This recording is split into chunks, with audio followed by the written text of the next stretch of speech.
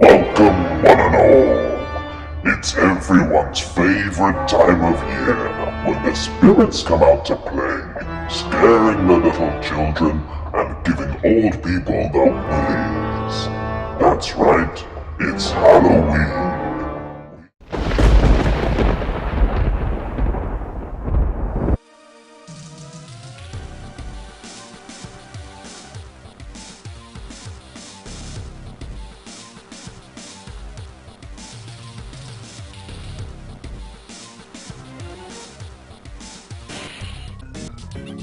Pinball of the Dead was released in 2002 for the Game Boy Advance, and shockingly is a pinball game based on the House of the Dead arcade games. The game mainly contains elements from the second House of the Dead game, with sound samples, enemies, bosses and locations all coming from this game.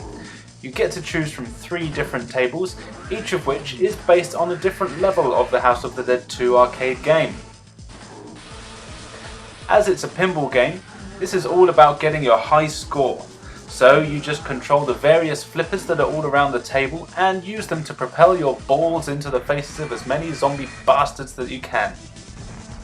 You can also earn bonuses at the start of each ball by taking part in the small minigame, where you must shoot either a zombie or, if you choose the second table, one of the main characters in the face. There are also various special spots on the tables that will open up doorways, which can lead you to boss fights, bring out more zombies to massacre, or just to spell out a word which will increase your score multiplier or just give you a huge score bonus. The physics in a pinball game are of course very important, and luckily they are good here. You won't have to play for too long before you get used to flinging your balls around and with wiping out zombies like it is second nature.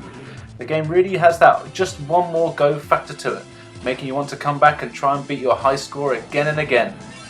There are of course times when the ball does get stuck on the scenery, or it can move a little slowly, but you do tend to get used to this, and there is the nudge button which will allow you to wipe it away from any of the walls. The graphics in the game are excellent, and with some small amounts of FMV being used, pre-rendered graphics that are in the game which actually work very well. And as it's just a small screen, the amount of detail on the table is very impressive. The music is also very high quality, with tracks from the arcade game being used. It fits it very well. However, some of the sound samples are quite questionable. But this really is a very addictive game, and for portable gaming on Halloween, you can't really go wrong with it.